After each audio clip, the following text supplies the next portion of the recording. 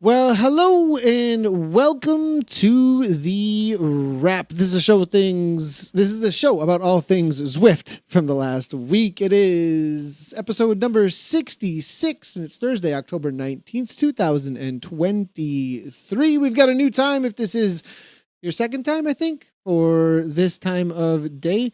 Night for me, 11 p.m. Central, and I think in New Zealand it's evening. I'm gonna guess. I'm holding up the hand. 4. I was gonna say 4. Five. No, 5. Oh, 5. It was missing from your green screen. I'm Nathan Guerra. Anna Russell is sat next to me, and but virtually coming out of New Zealand, and we are live on Twitch, YouTube, Facebook, and Twitter.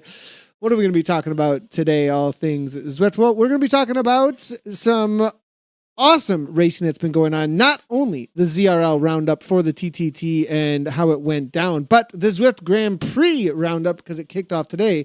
And I raced in it. Anna's team raced in it. There's a whole lot going on with that. It was a very exciting day around racing.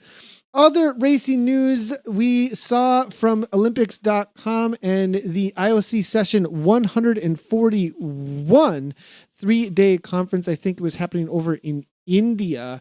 They announced actually that there is president announces plans to create an Olympic Esports Games at the opening is what the first headline had said. We're going to try and find out what exactly that means, though, and dig into that just a little bit. In the Coach's Corner, talking sprint technique, what has helped out Anna, as well as a workout called Getting in the Zone. Now, there's only 3 topics there, but there is a lot, I think, to dive into across all of those. The jersey pick of the week is the WMZ jersey, as you saw. Rate that out of 1 to 10. Also, there's some strawberry socks that got thrown in there as well. We just had to throw some food in the mix of it all. Mainly because Anna's been fasting and riding her bike while listening to Taylor Swift. So that's what we got. But as we always do, what have we been up to? I don't know if we're going to talk about anything that we've been up to other than the reality that we just raced Zwift Grand Prix, but there's plenty else going on as well. Anna, how's it going? Good. Well, you raced Grand Prix, Nathan. I was doing school drop-offs. So I'm not doing Grand Prix for the first 3 rounds. So I will see you in round number 4. Hopefully, if I get picked for the team. Our team is freaking strong. Saris Women's, we're sitting second on the league table now. So yeah, it's going to be tough. I'm going to have to do some hard workouts. But on that, I've been doing hard workouts. And I saw Carsten. He's been coming into my Twitch streams, which is awesome. And actually last night was a VO2 blast session. And yeah, it was, so it was VO2 blasts, like 1 minute on, 1 minute off. And then it finished. So it was an hour 20 session. It finished with an over under continuous 9 minute. So you'd done 3 sets of VO2 blasts. And then you had this 9 minutes of 2 minutes under, 1 minute over, 2 minutes under, 1 minute over, just continuous, no rest. And I was like a broken woman. I was like, I don't know if I can do it. But I also did another workout in the weekend. I see I'm going to do it again this weekend, which I've never done something like this before. And it just... So you essentially go full gas.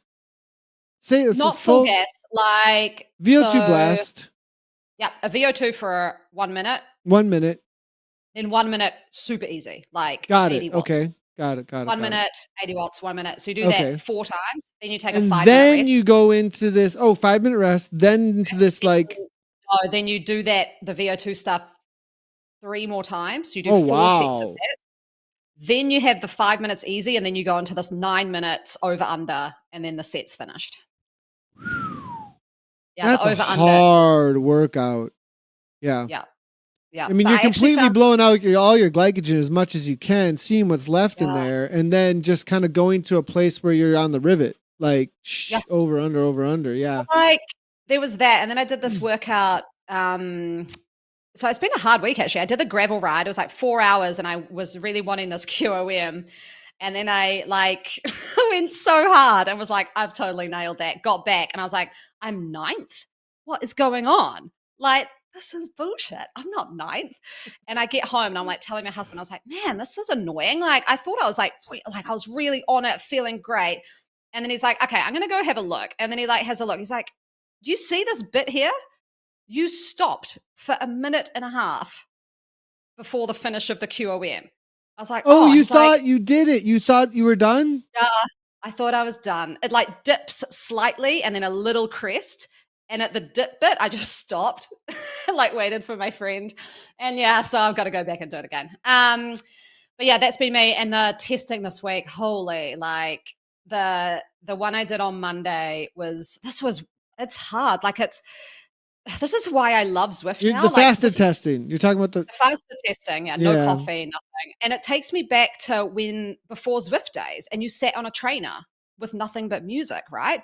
So that's what it is. You can't have Zwift up. So I'm just like, like when's the last time, everybody, that you actually had to experience this? If you're in chat or you're listening to this podcast, we want to know, because that is such an alien thing now that you would get on a trainer and a bike and there wouldn't be an interactive space and you'd have to wait, what? Like, yeah.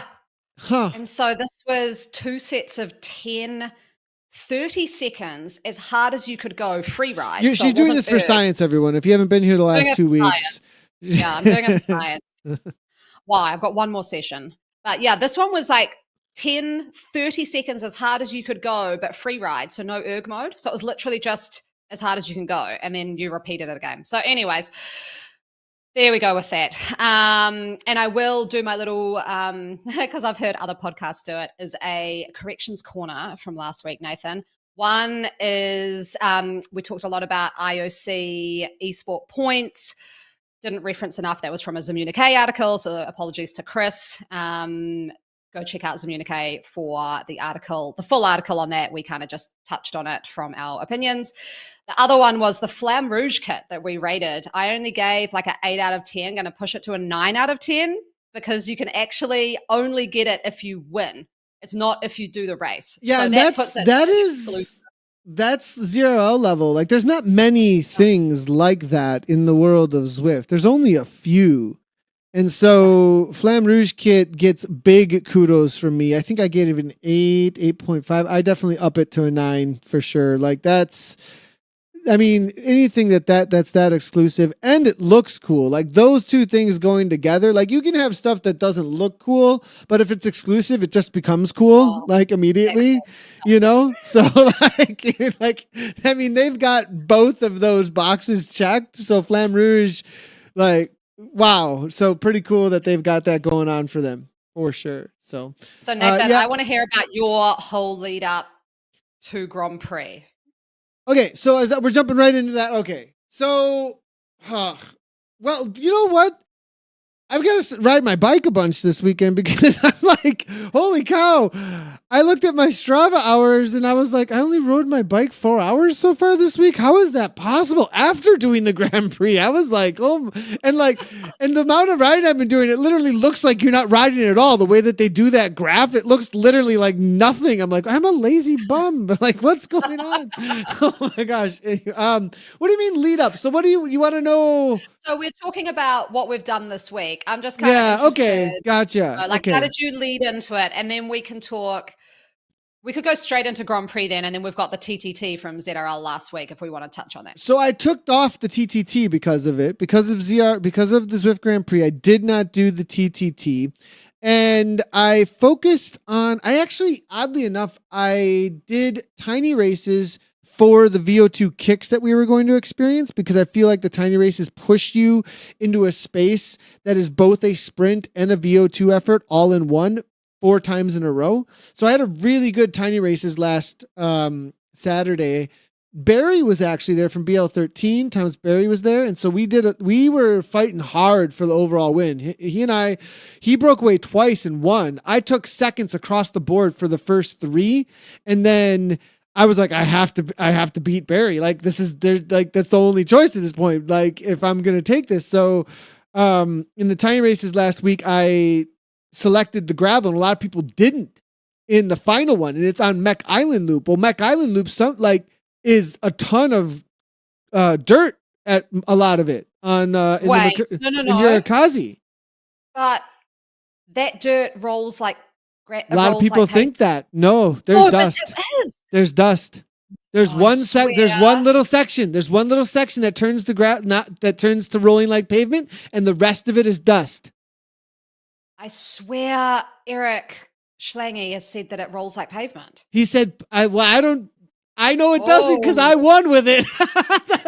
I just went bonkers with that thing. The second we hit the dirt, I just ramped it to 6.5. Well, no, I jumped first and then I held I did 5.9 watts per kilogram for the whole race, like full gas, like 8-9 minutes. I mean, I came across the line and almost died. I was like, and the crazy thing is, you guys, that doesn't even compare to what I experienced in Zwift Grand Prix today, honestly. Like, seriously, the level is just, boom, it just steps it up completely. And then I did it out to Zwift on Sunday as a threshold effort because I was like, okay, time to get ready for this because we got that next week and that's going to be total. And then I just kind of rested. I mean, I did a little bit of zone 2, some jumps, some power jumps to try and get some sprint in my legs. And from there it was, show up and go. That was my lead in. So what are you thinking? Okay.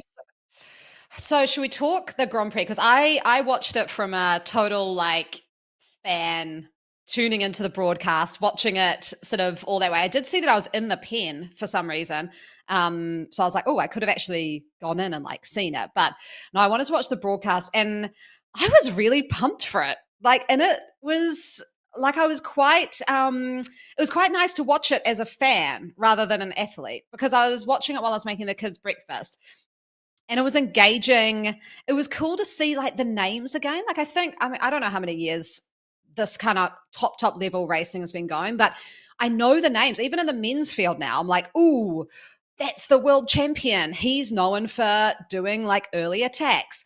I remember that guy. He's like got a crazy sprint, or so like that memory came back, and the chat was awesome. Like you could see all the community like hard outs in there, and it just felt really good. It was cool seeing you coming in and talking about it, and you're just like, oh, it just felt like we were back, like the community and the esport vibe was there. And you have that with ZRL, but I think just watching this, you're like, oh yeah, this is like my sport. I love it. Totally. And it was a lot of fun, honestly. And okay, the big announcement that people were wondering who you're riding for. Well, obviously I'm riding for Castelli, presented by Elite. And that was a whole new experience, like how they race and like how they do their de-essing. I mean, mainly from an energy point of view, the Italians, like I got in there and like from the go, like I can see why they race sometimes where they maybe burn a little bit. And even in our chat, it was like, oh, some people may have burned a little bit of energy because it's so like the usual kind of Italian thing where like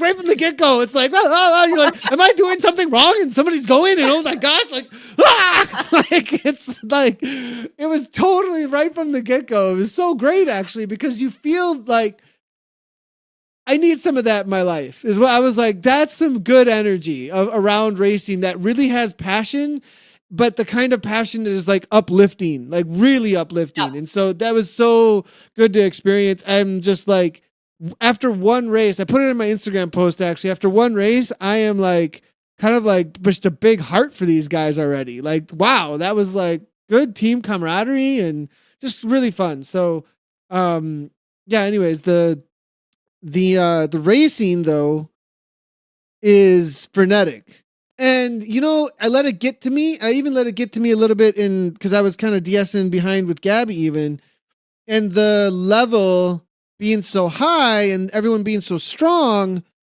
it kind of made me like maybe waste a little bit of energy at times where I didn't need to, because I felt like I needed to be more forward all the time. And I think the really, really smart riders, I noticed Vyazin, he just was chilling at the back, like the whole, like a ton.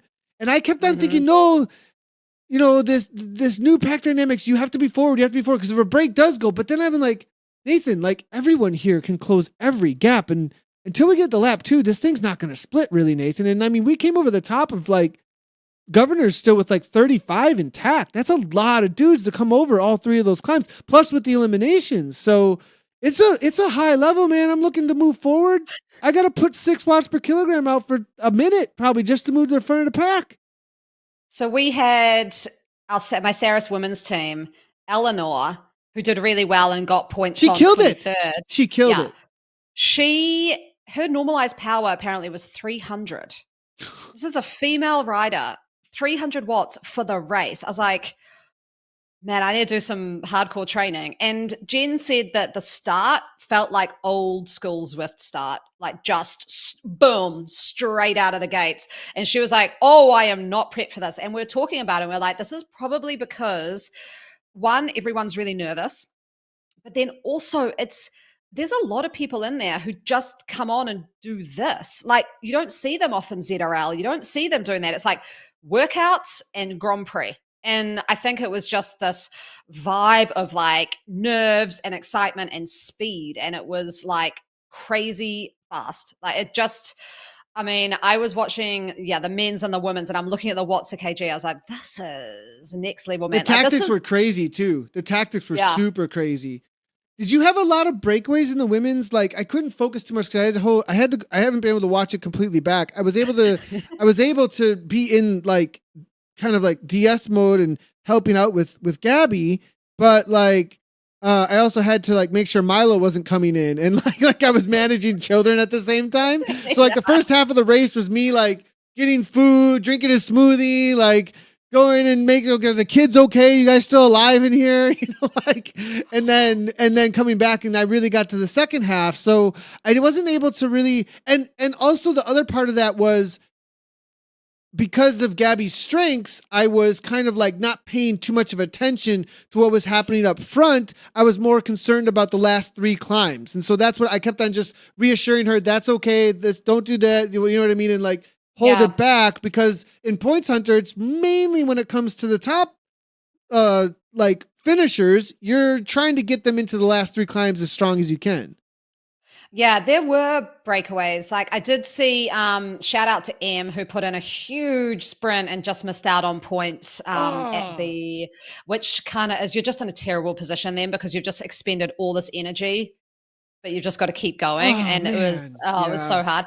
But there were for sure breakaways. And I actually also want to shout out my teammate who's 16, maybe 15, 16, who got points on Broad Street sprint.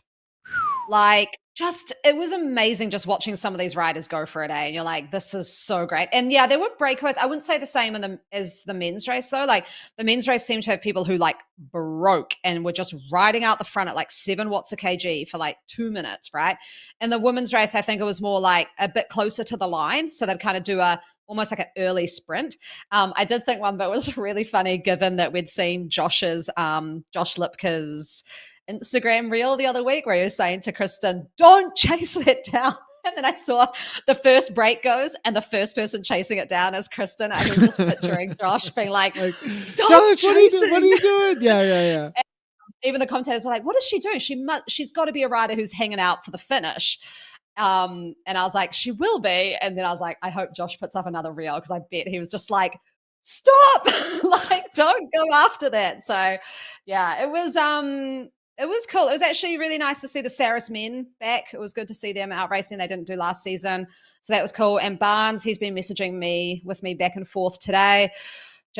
He wanted to know like kind of what it looked like from a broadcast point of view. And we're both agreeing that I think one thing that would really, really improve it, and I know every rider has to have a camera, like their own webcam going, it's just a bit more of bringing in the people, because sometimes you are just watching it and it does look like we know the people, but it can just look a bit avatar-y, and it's like, oh, when you bring in a person, it just gives it a bit more feel, Yeah, totally. I did wonder on that point of view how much I added to the program by just waving them off. Like at one point they were like, we're gonna bring Nathan, and I was like, I had just come over the top of Governors, and Bjorn Anderson and Maud, I think it was Maud, went to the front at that moment and put down 6 to 7, just trying to string it some more. And I was like, I looked back and I was like, what were they just trying to like make everyone hurt, or were they trying to get the 4 up front? Or I was like,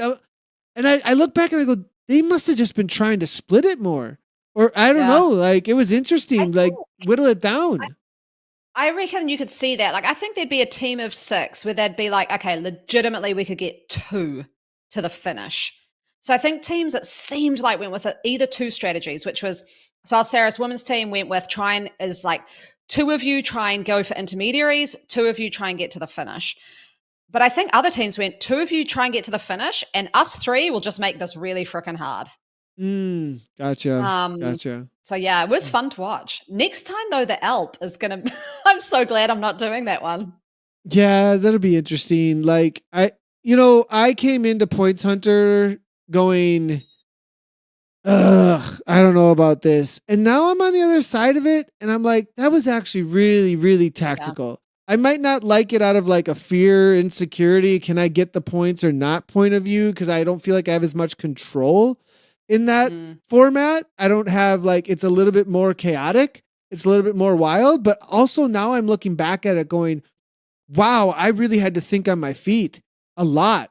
And I had to really, okay, am I in the right position? When do I risk this? Like everything that they kind of talked about in that respect of it, I liked. I just don't like, the only part of it is racing for 10 minutes. If you know what I mean? That like somehow eliminating the idea that I get eliminated from the race. Like I wish you could somehow like still it's a tough one. You can't. Like the points hunter is like, this is, you go for this or you don't. Like, and that's it. And so if there was a way to still stay involved, because like eliminating racers, but I guess that might ruin the format. I don't know. But anyways, I ended up enjoying it more than I thought. I really came in like, I don't know why this is a format. Well, I guess I like it. And then, because from a commentary point of view, it was really exciting, you know? Yeah. When and like watching from the outside when I was doing that part of this. But as a racer, I was like, I feel so disincentivized. But now I'm kind of like, well, maybe not so much. This is a little better than I thought. When you messaged me and you were like, who gave this format good feedback? Last season. Yeah. And then you were like, it was fun to watch. Then I was like, I didn't even want to respond to you. I was like, what? Because I was kind of like, it's fun to watch. And it's sort of like when you watch like the Tour de France and they're riding in snow up some climb and everyone looks unhappy. It's fun to watch. You're like, this is great. Like this is what it's about. It creates drama. It creates some drama. Yeah, it does. It does create some drama. That's for sure. My other drama, like I could just keep going on because it was really a whole story like that played out in a lot of ways. With the way that riders were breaking away. So let's talk a little bit of Zwift 4.0. I know you're like, I'm done with 4.1, blah, blah, blah, pack dynamics, but things are really different now. In the past, we did not see in the Zwift Grand Prix these kind of breakaways, and now they are happening, like full gas at the highest level. One other thing that's really interesting with the new pack dynamics outside of that I think is, I'm giving away something here though. Like I don't want to say it because it is totally gold. Okay. So for all of you others with Grand Prix teams, here's your little gold nugget, but like you can full on domestique now. You can full on protect your riders. If a rider feels like if you want to give a rider more energy, just close every gap for them, move them up. They don't have to do 6 watts per kilogram. They have to do 4. And if you just stay in front of your rider, and then when gaps do open up that somebody they don't have to fight another avatar that they know is not on their team. They just know that you will take care of it and they can trust you 100%. And they won't accelerate too much.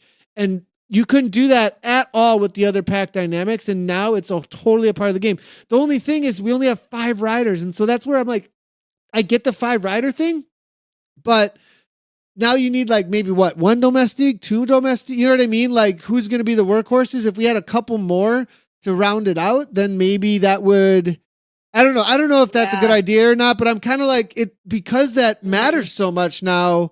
If you're really trying, because if somebody would have done that for me, I would have come to the end of the race way fresher, like way fresher, rather than like closing gaps up front. Like maybe that's somebody's job or whatever to close gaps if needed or whatever. But somebody else's job is just protect this person.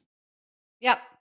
And I think, do you know the race that I think is going to be quite interesting is that really long one? You know, the 70-kilometer one, like PRL London. Yeah. I think that now this is that example where like Points Hunter, maybe not awesome for the riders, but like great for a viewer. 70K one, great for the riders. I'm not sure as a viewer, and I'm also not sure about ALP as a viewer, like how exciting that will be. I think it will be how it pans out, but often the ALP, man, it kind of gets a bit boring because it's like 45 minutes and you're like they're still going uphill, you know. But they did add those little sprint points, and I think that was specific for this. But because of the way the Alp usually functions, it's probably just going to be some dudes off the front and ladies off the front just taking those points. But we'll see. Maybe not. I think what will be more interesting in potentially both those races is the cutoff. So if you're over 5 minutes behind, you're DQ'd. I think that could be more interesting from the commentary point of view to sometimes follow that a bit. Like in the London one, PRL and ALP too. You've got to be within 5 minutes. I don't know Nathan, if I can. Get ready. What? Yeah. No, well, can people do a 35-minute ALP in the ZGP? That's the question. Can they do? Yeah.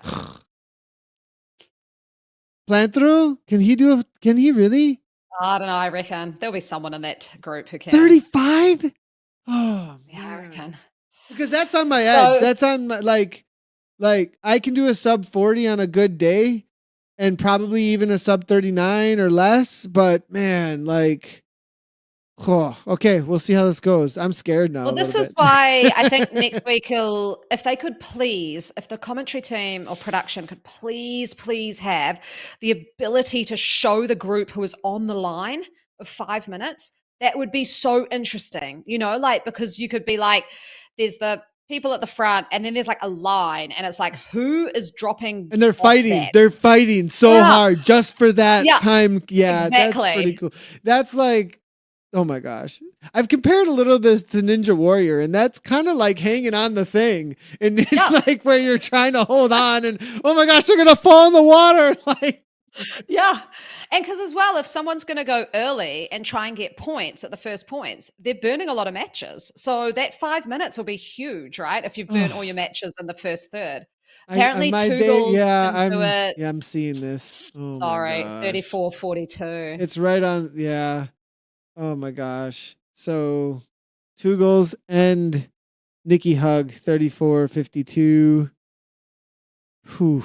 That's okay. Well, There we go. Here we go. Sub 40. I got to pull like a sub 39 now to stay in the race. It sounds like I got this. I did okay. I did a 39 something after 2 hours of high zone 2, low zone 3 the other day. So maybe God, you're fine. Well, You're fine. we'll see. We'll see. We'll see. Oh, that's gonna be fun. Yeah, I'm looking forward to It's it. gonna be good. It's gonna be good. So, okay, well, that's anything else on the Zwift Grand Prix and the roundup? I mean, one last thing: the winner on the day across the line, the first person across the line is different in points under than the actual winning team. So, the first person across the line, Bjorn Anderson, did an amazing job. Lizzie Brooke did an amazing job. Wow. Really, really cool, amazing finishes. Bjorn kind of showed up and showed, look, I deserve this world championship kit. That was phenomenal, honestly. Yeah. And then Lizzie and that sprint to the line and that reduced field sprint essentially was she had a crazy kick. That was totally awesome to see. Gabby tried. She went early. Yeah, it was hard watching. Gabby's on my team, but she did second. It was amazing, like so good. It's so hard. Like watching the men's race, you've got the world champs jersey, and I remember watching the world champs and being like, I kind of wish like someone like Kristen Kulczynski or Liz Van Houweling or Ariel, I can't remember everyone who was in that final. A lot of those American riders, I kind of wish they'd won. And I think I remember messaging Kristen afterwards and being like, I wish you'd won, because our rainbow jersey I doubt Lois is like crushing it on the road. So she'll be doing she has road other stuff. things she has to do. Yeah, she has to do. It's not like she's saying, because Lois is a community member. She really came out of the community. We're not saying she's not a community member. It's just she has a contract to go race on the road. Oh, she's a legit pro in real life racer. She can't have 2 back-to-back seasons. She's got to recover and go crush it on the road.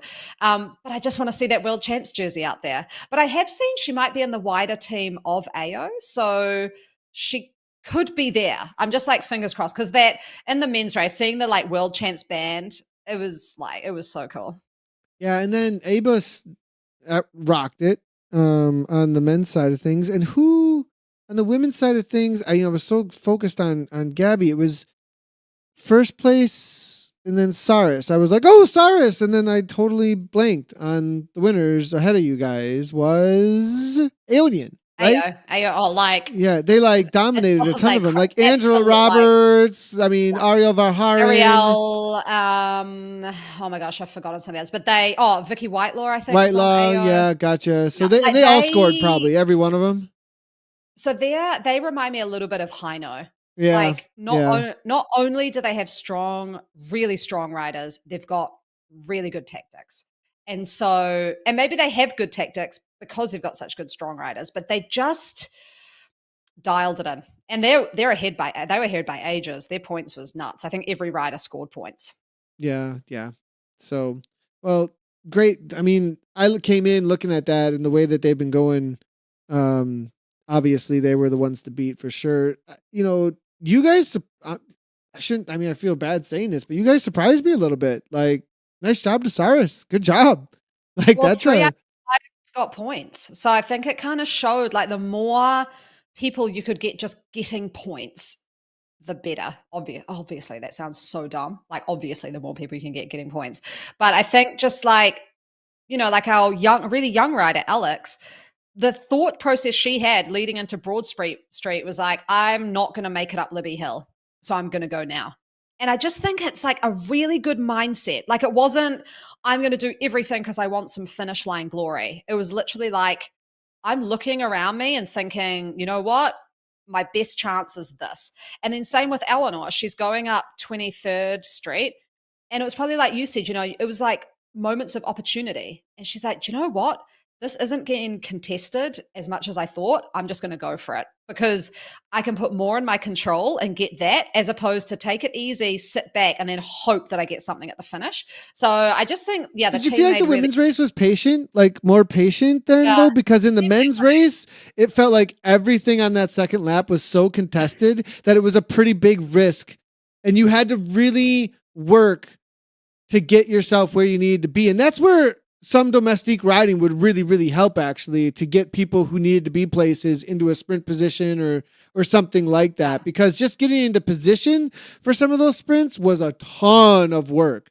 A ton of work. From like a K to 2K out even, you were already like on the limit to get where you needed to be, or there was an attack off the front that people were trying to close down to even be involved.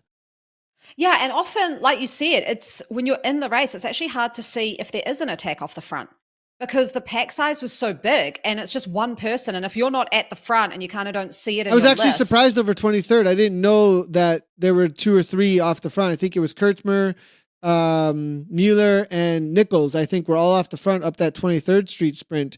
I thought I was sprinting with the guys I was with. I didn't even know that those 3 were up there actually. So yeah, definitely. Like we said, mayhem. It's so helpful to have a DS. That's for sure. Like so even helpful. if they're not speaking the same language. Yeah, at least they're yelling at you and encouraging you. All right, so next up, ZRL TTT. Anything that we want to really cover on ZRL and TTT? I mean, it came down to the line for a lot of the teams. We have some great broadcasts of it. We actually really, really enjoyed like sometimes TTT is kind of like difficult to cover. Just honestly, it's like you're waiting for data. Like the whole time, all you're doing is waiting for the data to come in for the time check. But I also felt like because we're covering the C's and the D's, and I think it was all C coverage this past week. We got to see a lot of like super familiar teams, but teams that have been around for a really long time. And the other thing is like these really close battles. Like really, really close battles between them. That was so cool to see at the C category. And there's a lot of chatter. A lot of people, came in and just appreciated that part of it too. And it felt like we were, one of the points that we made around it was on that idea of there's the amount of hours being put. Did we talk about this on the podcast already or no? The amount of hours that if you add them all up, of sacrifice by individuals toward this game, right? On a Tuesday for 6 weeks straight. It's 6 hours, well, probably more like 12 hours of a person's life over 6 weeks. But if you multiply that by 16,000, that is a lot of effort going into this one space. And I really felt like we were able to like grab that in the broadcasts a little bit with how we made the coverage happen. That's cool. This past Tuesday, actually covering those C categories, so that was really great.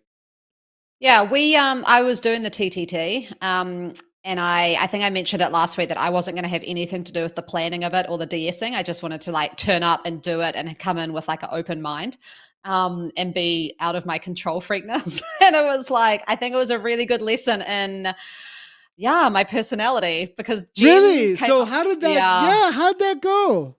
It was hard. It was really hard. Jen came up with the plan and she was like, we're going to do reverse TTT. So the person from the back would come through lead and it would go reverse so that instead of front to back, it was back to front. So that the sense. CDA, so you were getting the CDA boost all the way through from the back. Was that the kind of idea? Okay. Theoretically, it was getting the boost and then the CDA and then people jumped on. No order, no set order. and I was sitting on the start line, and I was just like, I don't know if I can do this. Like, Literally, you who's real? can't do it. Like, Yeah, I was like, who do I follow? Like, who am I following? And I don't. It was actually the first time in a while that in my stream I swore a few times. Like, I got Aaron to watch it, and he was like, "That was horrible to watch." Like, it started off come well, watch and me then suffer in life. Give me some oh my psychological gosh, analysis, please, about how bad that oh, was. it was so bad. So like one, I just couldn't like it's like I mentally couldn't cope. I was like, I need to know who I'm following in a line. And then like so it's kind of a bit all over the show. And then somehow we detached. So there were three up the front and three at the My back. question And is like, what does everyone do that's up front? Do they all kind of like, because I feel like you're slowing the train down while the forward one's coming forward, and then you have to jump on the speed. Like, did it work? yeah, I mean, I get the no. theory of it, but Yeah. So the hard thing is I said to Aaron, I don't get it. The theory, I get it. I get the theory here, but what didn't work in practice? And he said, what happened was the person came from the back. They got to the front, but because it was such a surge, like boom, the second person like had to haul to get on them. And then the person that had kind of just taken their turn was dropping and dropped three of us back because the first two had surged so much with like a CDA push.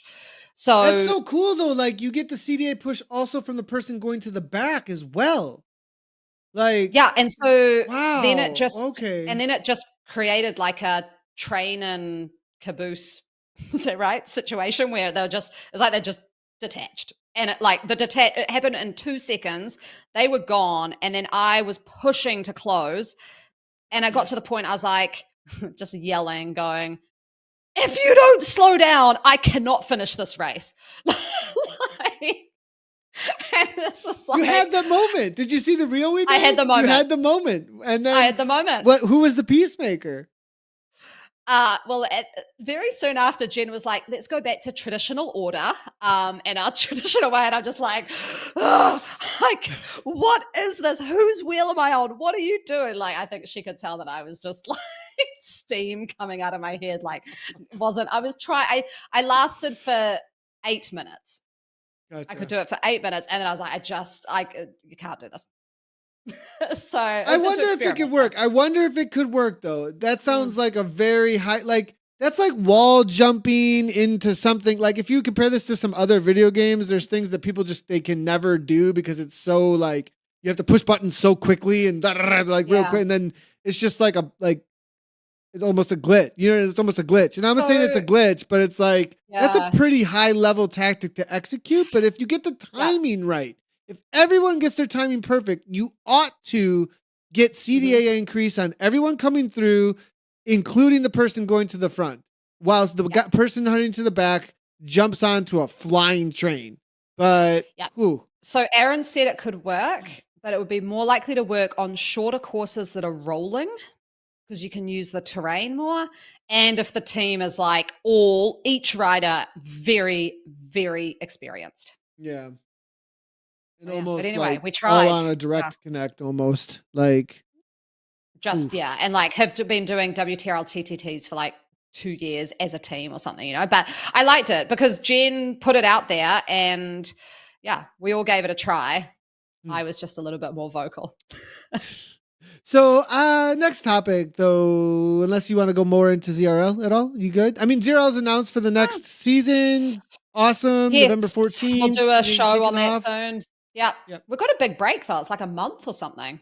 Yeah, big break. There's I think lot of cool stuff between now and then, but we'll be covering some other things between now and then on Tuesdays. We're still filling some gaps, but yeah, and I think between now and then there's a massive amount of announcements. I think the break is almost needed because of how many things are coming down the on the road here. So there was actually little bit of controversy that's not in the notes here, but there was a rule change with WTRL that says a certain technique cannot be used in pedaling style, in cadence style.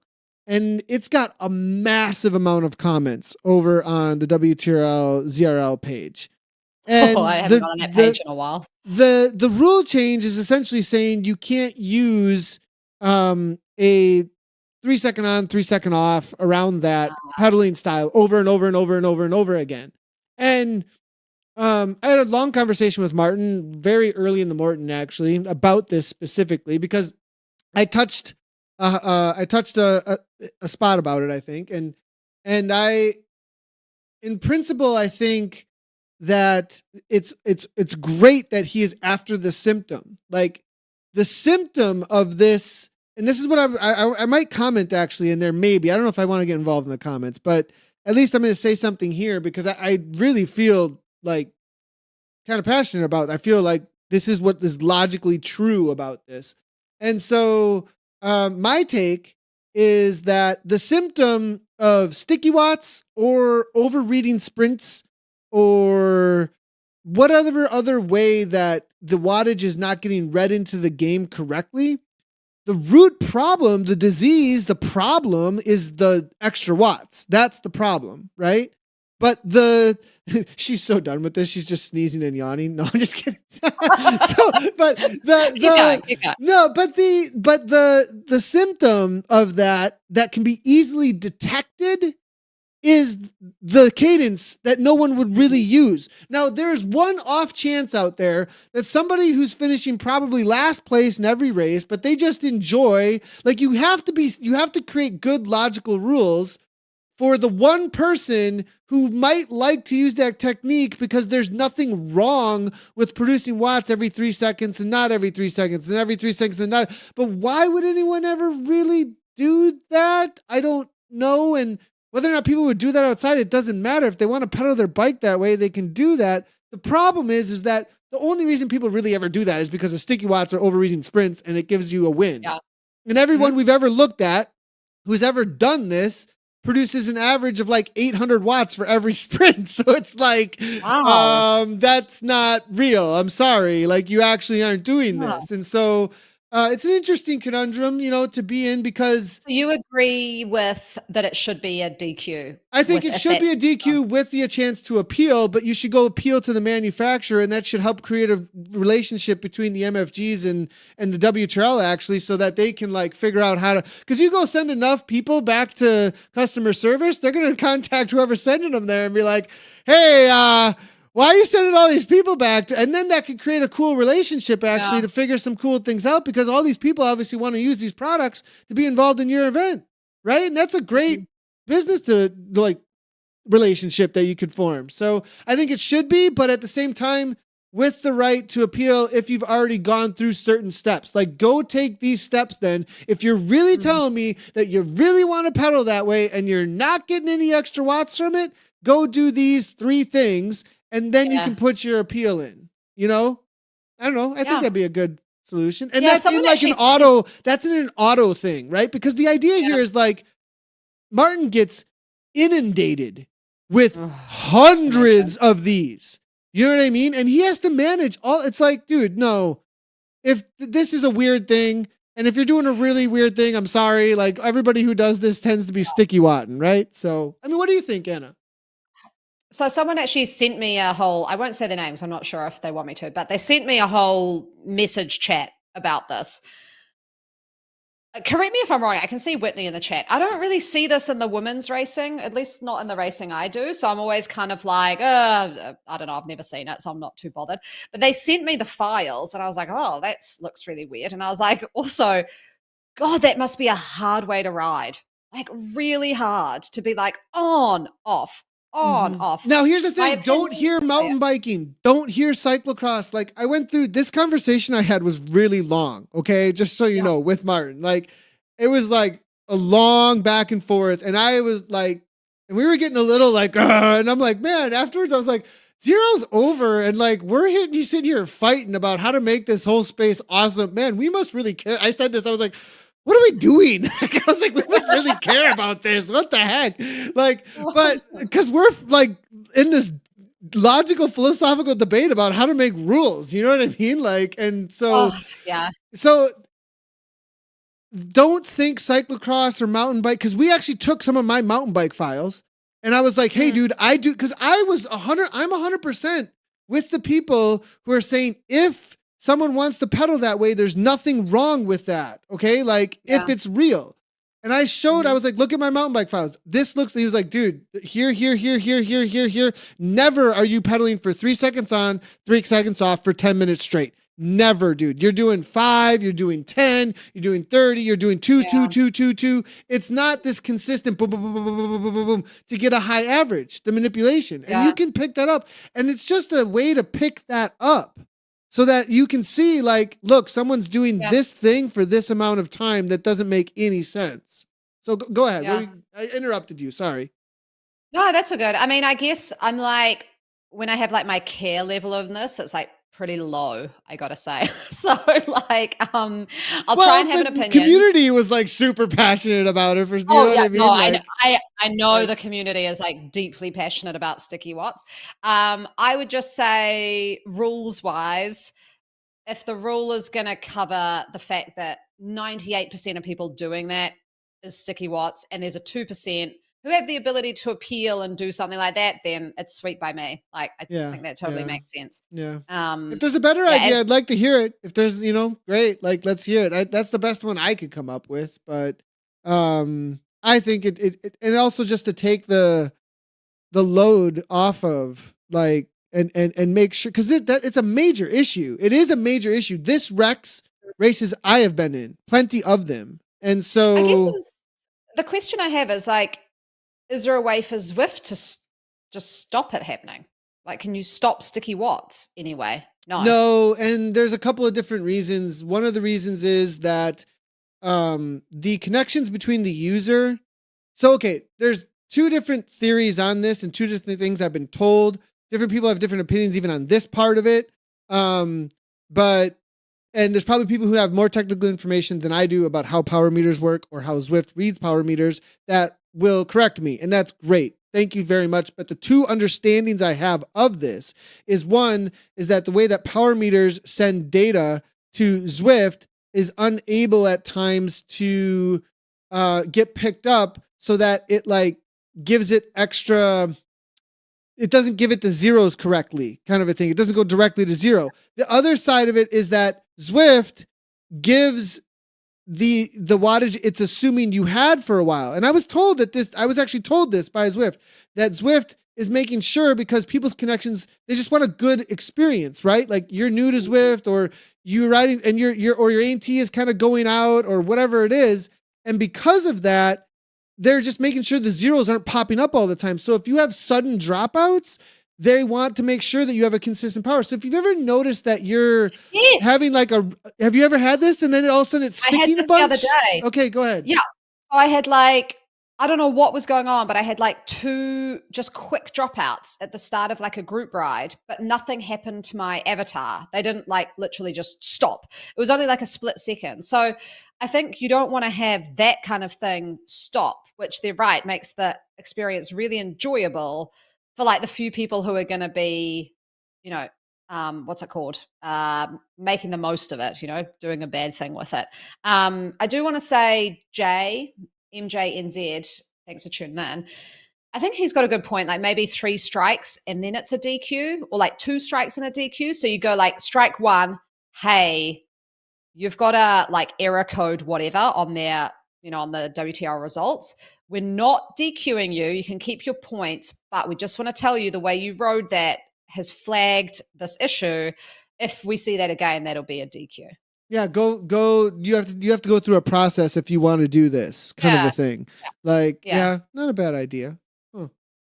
Interesting. I don't know. Like keeping points with what could be cheating. I can't give that a check mark. I could compromise if we were all voting or something, but like I don't like. But there's a lot of chat coming in about this. But anyway, so that's why and so the reason you can't get rid of it necessarily is because in this general sense. Now, I'm in this general sense of making sure people stay connected to the game. The other side of it though is like, if you were able to, couldn't you make it so that some events have steering? Or some events, you know what I mean? Like some spaces just get that little thing turned off, that the expectation is if you're walking into this space, you have a really good connection. And sorry if you don't. Like, I don't know. So, anyways, that's that Thanks, issue. Vic. Yeah. I feel like you've missed out on a real clickbaity headline with the show today, Nathan. You should Yeah, have led that's it okay. with I'll leave that. should have led it with I should sticky have led watts with and sticky then watts instead of put a link in the Zwift Races Facebook page. We would have had like 1,000 more people coming in and like way One thing more I want heat. to say though, for sure, is like I know that Martin bangs his head against the wall about this stuff, and I can feel his pain in our conversations. Like even to the point that like me pushing back at all gives him like a because he has to put so much work, and then for me to say something, you know what I mean, and then could put in question Yeah. like because this is really about somebody trying to do the best he possibly can, you know what I mean, with the tools that he has in front of him, and a lot of work. So Yeah, anyways, exactly. I wanted to say that too, like take it because the community is gonna like you know, I'm like, guys, like this is about trying to make things better for everybody as best as he can. So anyways, Martin's probably like the biggest unsung hero on Zwift, I've got to say. Like, I was actually thinking about him the other night. I don't know why, but I was just okay, to give an idea, the message came in at 2 a.m. That's Yeah. that's when we started talking about this. Like, Yeah. so I just kind of think like, man, the number of emails he must get, and it like I run small events compared to him, but I feel like actually this is what started for me. I feel like at what point, which I hope would never happen, would he go, oh, I'm done. Like the joy I'm getting is not being outweighed, you know, with it's being outweighed by all this. And I was like, imagine if he stopped it.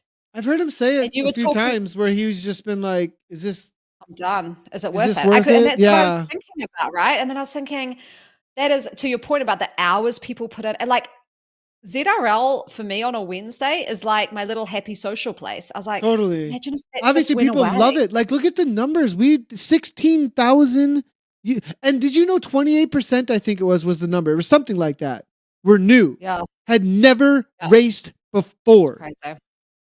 Like, okay, I'm going to do a PSA. Email Martin and say thank you. Yeah. If you're everybody, loving if you're going to send ZRL, him an, email if you're him going to and send say him an thanks. email right now, he sent me that it kicked off because he sent me something that was like, it was a song. He sent me a song that said, I hope he's okay that I'm sharing all these private messages. Sorry, Martin, but it's actually heartfelt. And I think everybody really needs to hear it. It was I Can Breathe Again. That was the name of the song, but it was an EDM song though. So it was kind of cool. He was like, end of ZRL party because he had just got done doing all the results and all of his work was done. And I was like, man, whoa. And so I talked to him about that, you know, a little bit and stuff. So if you're going to send him an email this week and you listen to this podcast and you were thinking, even if you weren't thinking about sending him some other email about sticky watts or your points or whatever, send him a thank you if you enjoy racing ZRL because it exists because of him. Otherwise it would not. So exactly. Okay. It's probably it's on the website WTRL. I'm not giving out his email. You can find it over at WTRL.racing. Respond to the race control. Yeah, right. Here's his cell phone number. I got him on WhatsApp. Send him whatever you want to send him. Oh my god. Oh my gosh. All right, this one. You want to lead with this one? Olympic stuff. Oh yeah. Okay. So Olympics.com had like what I thought the headline was more exciting than the body of what actually happened, in my opinion. So the headline, like you said, was IOC president announces plans to create Olympic Esport Games. But actually the quote is, I have asked our new IOC Esport Commission to study the creation of Olympic Esport Games. So it just sounds like it's in the right direction. So that's cool. But it just kind of sounds to me, it's very corporate speak. It's very like, we're starting a proof of concept. So I was kind of like, so I want to give everybody an idea of what this looks like. And I think that'll help like what these events that the IOC sessions, they had 3 days. You can watch all of them. They're all like 8 hours long. I was kind of scanning through and I forgot it said during the opening that this came out. So I have to actually go and listen. I want to actually listen to this, what was said. But to give you an idea, I'll show it and I'll give a description a little bit here, but this is like what it looks like.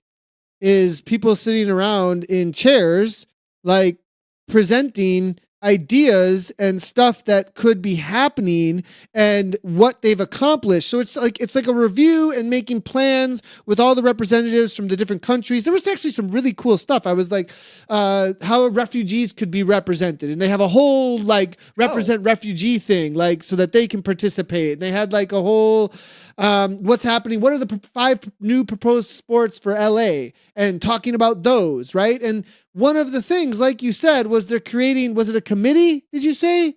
Is it a group commission. Or a commission? They're creating a commission to study the idea of esports and how it could be successful. And if you listen to these, I listened to a few of them, and a lot of it was reporting back like revenue and partners and how they were happy and how it made good changes. And so like, this is like looking forward to how esports might be a thing that could do more of, talking about that in a future date in that way so it can participate. But like, it's just studying it at this point. It's not, this isn't green light in any way whatsoever. This is like, that seemed cool. Let's go see if this could be something, but it's majorly planning stage if it's still research. Yeah. And I think, you know, like I work in this space. I work for sport organizations and talk to the HP high performance directors a bit about esport. And I mean, I don't know, the feeling kind of is that it's not going to be a traditional Olympic sport, you know, like it's not going to be, and they think you can see so that was from, that was from somebody you work with. It sounded like when we were talking to pre-show. This was like a coffee chat, you know, as we're chatting other things, and you can kind of see it in the quote there where it says, study the creation of Olympic Esport Games. So similar to what we saw at Singapore with like James Barnes and all of those guys heading over there. That was an Olympic Esport, you know, games proof of concept thing, right? They're not saying I've created an esport commission to study virtual sport being at the Olympics. That would have got me very excited. Because that's a very different statement to the creation of an Olympic Esport Games. That tells me that something like, you know, and that tells me something like Singapore would be a games unto itself. Yeah, so then the proposal that's actually happening there almost is like a pathway of separation more than a pathway toward. That's a really good point you're bringing up, that it's kind of going, hey, we did this thing, and like now let's research how we could make it into its own thing and separate it from the 2028, the 26, like the winter and the summer Olympics. And we'll just we'll do research about creating an Olympic game. But with how long it takes to launch those things. Now, here's the other thing. Since it is something new and it doesn't have to be planned out. Now I'm going to go the other way now. I'm going to say, could it be that because it is something new, this research comes back and they go, this might be really, really successful. Could we launch our first one in 2 years? Because it's separate from, So, okay. So maybe quicker than than the 2020. So because then they don't have to make it a part of the big plans that are way far out. Exactly. And I mean, this is like pure conjecture. Like, I don't know. Totally. We're completely off on like. But this is the whole point. This is the chat between me and Nathan, as we take this and we go, yes, like, what does this mean? And I think you're totally right. I think it is exciting in that regard, in that they could move a lot quicker. Like traditional Olympics, to get a sport at the Olympic Games is a 10-year journey. It is a long time for that to happen, right? And I think you're right. Like, they could be like, yeah, let's do this. Like, they're a bit more free. Like, I think that's cool. And I almost kind of think esport fits into that mold a bit more of like a renegade freedom. Let's just, it definitely separates out that idea, that not even the idea, but that like us versus them, real sport versus not real sport. Like it's almost a really smart move politically by the governing body to for their populations to not try and push two populations together that might not really want to hang out that much. Yep. And I think it's an understanding too that, I know a lot of people that I work with in the traditional sports space, esport is still a scary term for a lot of people. They're like, get people off their seats and make sure they're outside getting active. And I think they've kind of seen that risk a little bit too, of there's just still that perception, whether it's right or wrong, that is held by a lot of people pretty tightly, that esport is not sport. I think the other thing though that makes it quite cool is if they do something like what they did in Singapore, is they can also test out what virtual sport events get the viewers. Like, which got the most engagement? Which did people think, which traditional people watched and went, I could see that, I enjoy it. And then they could like almost use that as a testing ground to see which one at a future date could potentially make the crossover. Good point. I got to say, when you said that, it kind of reminded me of a conversation at the YMCA with my kids and one of the leaders there that were watching over one of the kids' spaces.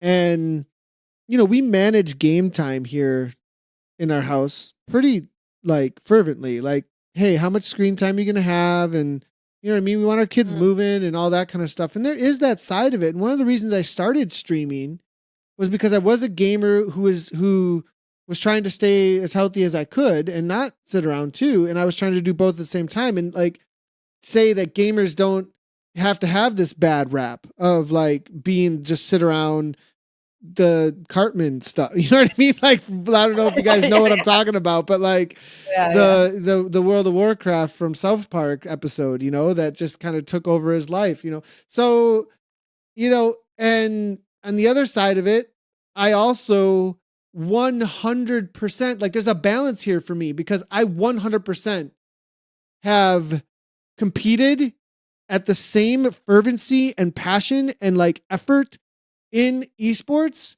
that I have on the bike. Like I've put the time in to be a top level Apex player while streaming and was partnered with Microsoft to do this. You know what I mean? Like that was a thing. And so I get that side of it.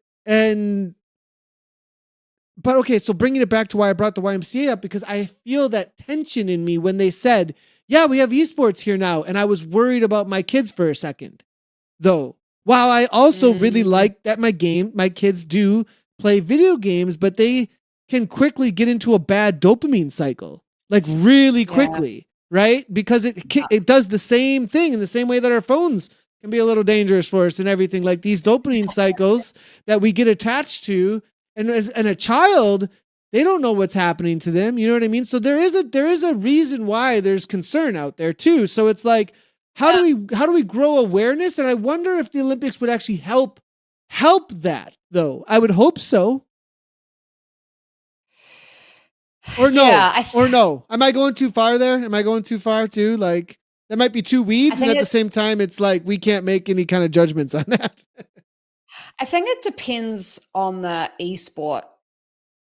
I really think it does. And I think, Whitney's coming in with some pretty interesting perspectives, that they've got to move faster. The IOC has got to be able to move faster because the world is changing faster. And I totally agree. Go watch that back and see how fast they move just in that 3-day session. It's slow. I wouldn't put a huge amount of faith in the IOC moving quickly. And I think I would prefer, if I go with what I would like, I think I would prefer them to have the separate Olympic Esport Games. Every year in Singapore, every year in somewhere, or every second year or however long they want to do it, there's an Esport Olympics. And I think I would like that. I'm not sure, watching the Olympic Games, traditional Olympics, that in the next while, I'm not sure we'll see a esport or virtual sport game at the traditional Olympics. I would love to be proven wrong. I would love it, but I'm not sure I'll see it. Especially with this quote that I've seen, it just seems like they want to separate off, which has a lot of positives, Totally, lots of positives.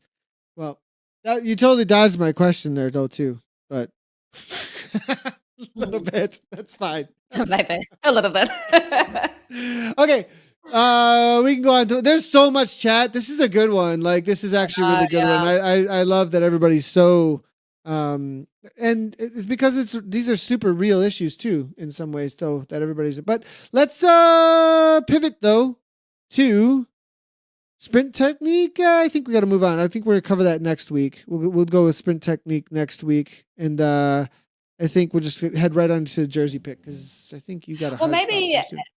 I reckon as well. I reckon we're totally doing pre-show chat in the show, but I reckon we could move Coach's Corner for the breaks in Zwift Grand Prix because I think the fact that we both race Grand Prix can give great insight into what's happening in Good Grand point. Prix. So We that also time have an could be spent announcement, doing and I don't know if I should actually announce this right now, but that. Oh, I don't actually know this. no, it's new. Well, it's what I Okay. told you about. It's what I told you about in chat about Alex Coe is coming on as a contributor to ZCL. Oh, I didn't know that. Yeah. So to Coach's Cool. Corner with written content on the website.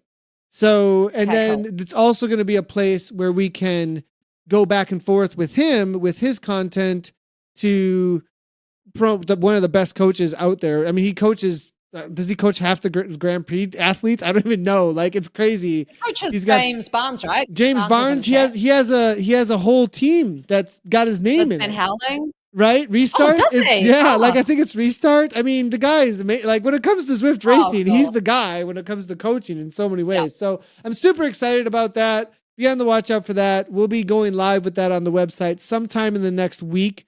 I think we should have a post up from him by next week, Thursday. So that'll also be a way that like we can bring in Coach's Corner from other coaches in the community. If you're a vetted coach out there, you're really involved in Zwift, you could put in and maybe apply to be a contributor as well. We'll see how it works out.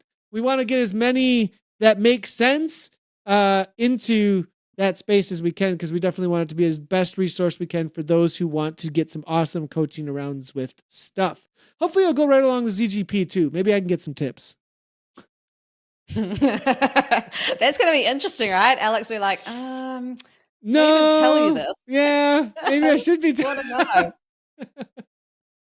So I think Coach's Corner will be replaced in the podcast for a bit with inside word on Grand Prix, and check out Nathan's website, swiftcommunitylive.com, for Coach's Corner written material, but we'll probably bring it back in the off season again because that's probably actually a great one for the off season when people are actually working on things rather than kind of just getting all the power up and sweating it out.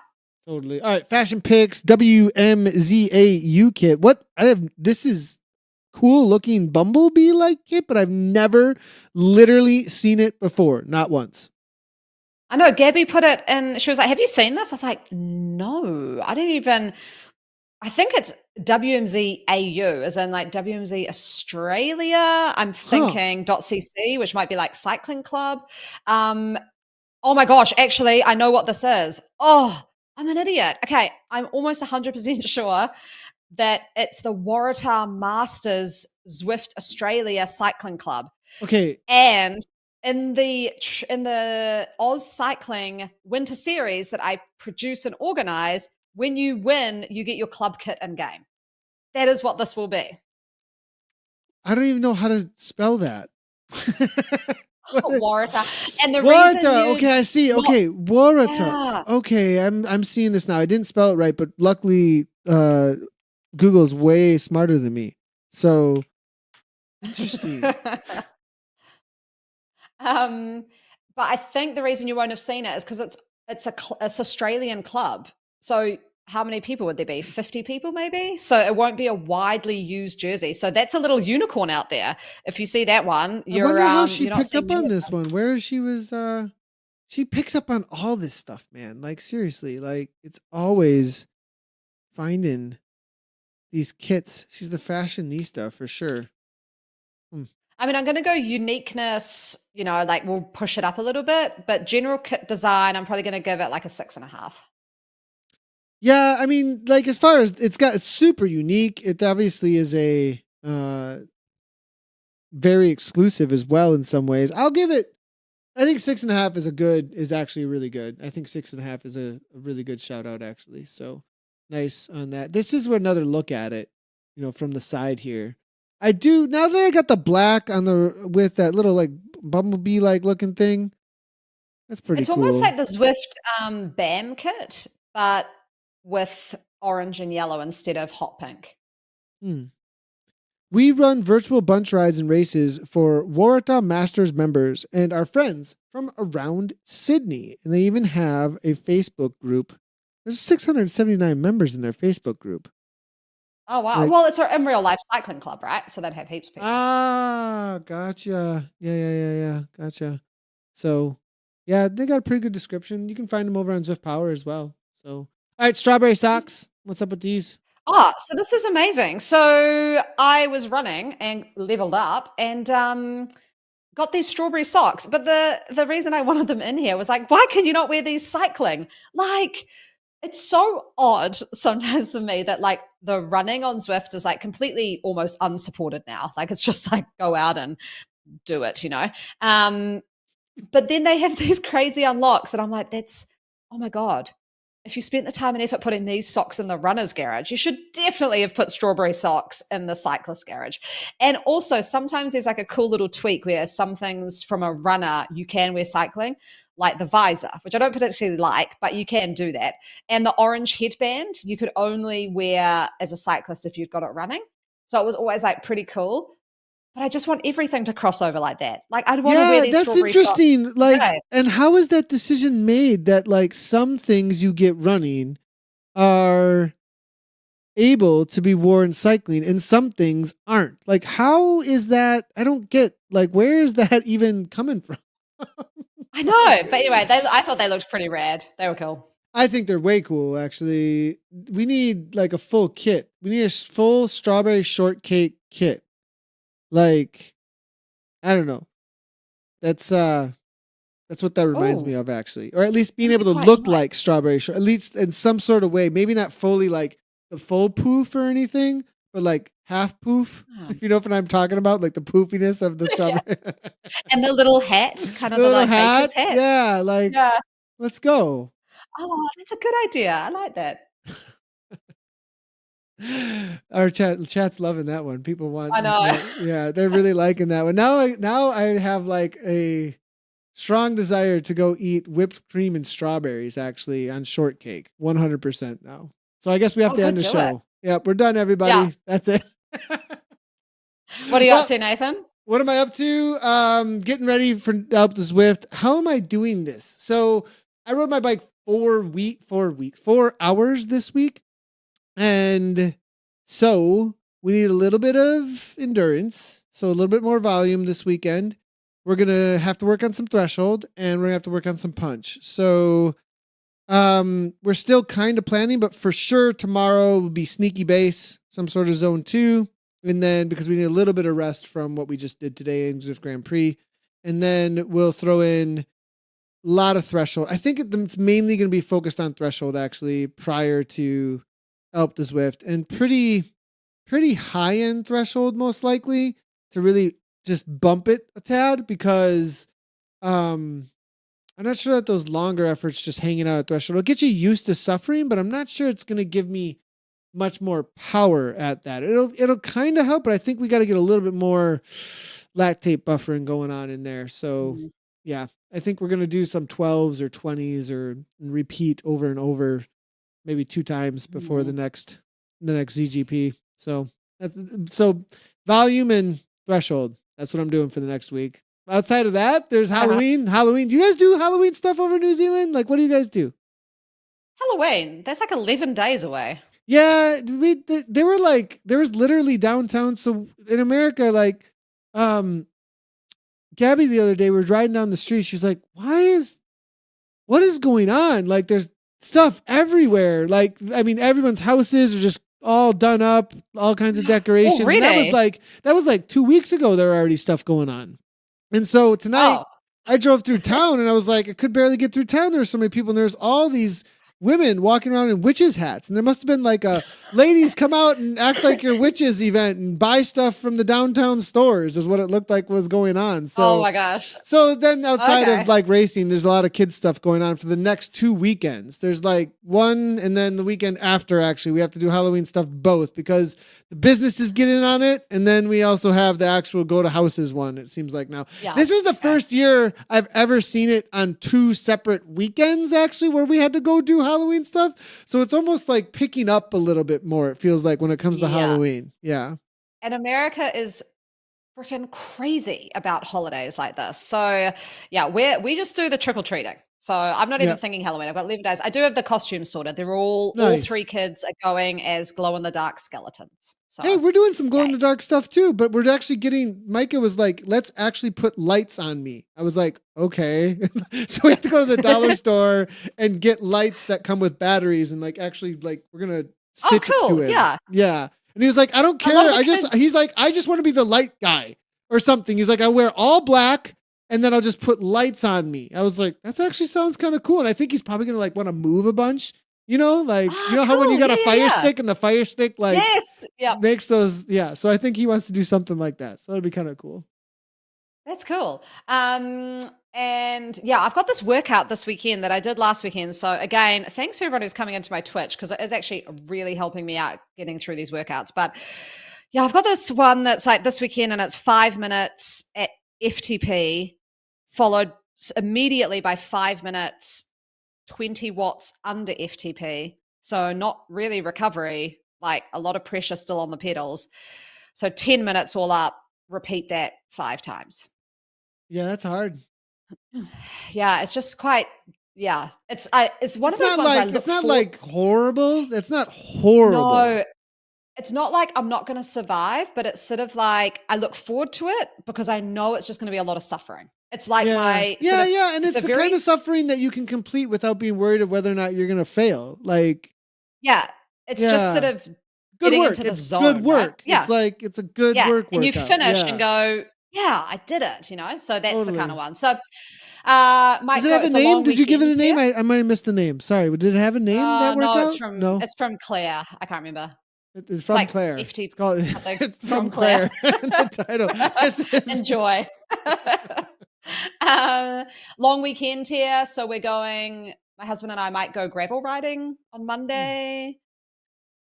And then I'm going to do my ZADA test instead of ZRL because we don't have ZRL next week. So I'm going to do my ZADA test. I might instead. have to do another one because I have to change trainers. Oh Oh, boy. Nathan. Yeah. Oh, actually, Jen had that. Her Asiamo battery is kaput. And so, because it has a new serial number, when she gets it replaced, she's got to do a ZADA Dude, it's again. a lot of work. Um, Like the racing ZGP is a lot of work. There's a lot of stuff you got to Yeah. do. Yeah. there's a So lot for of all the stuff. people watching, like the people who are there on the start line, yeah, you go through We a put lot. Like I've in got to get 20 hours of work. I don't know, like 10, 20 I've got hours to of work. dust off. Just to I've race. got to Just dust off not my not road even your bike. training. Yeah. Like just to race. Like it's like Yeah. administrative It's work. a lot. Like, Yeah, and all of this like videoed and stuff, so it's all legit. So anyway, there we go. That's kind of my week. all right. Well, everybody, thanks so much for tuning in. We are going to see you next week, I hope, for episode number 67. This has been episode number 66, and we have been live on Twitch, YouTube, Facebook, and Twitter. If you want to download this as a podcast, head on over to ZwiftCommunityLive.com. You can find it on the podcast tab, or you can also download it anywhere that you do get your podcast. Just search The Wrap and Zwift, and it should show up real quickly. We actually had a little milestone, 50,000 downloads of the Downloads, podcast. yeah. Pretty awesome. Thank you so much to all of our audio listeners. You are absolutely awesome. And thank you so much to all of those who are watching with us live or watching back the replays. If you haven't done so already and you enjoy the podcast, if you subscribe, like, follow, wherever that you do like watching this, comment. It helps us out a ton and keeps us growing. Thanks everybody for tuning in as always. And from me and Anna, right on.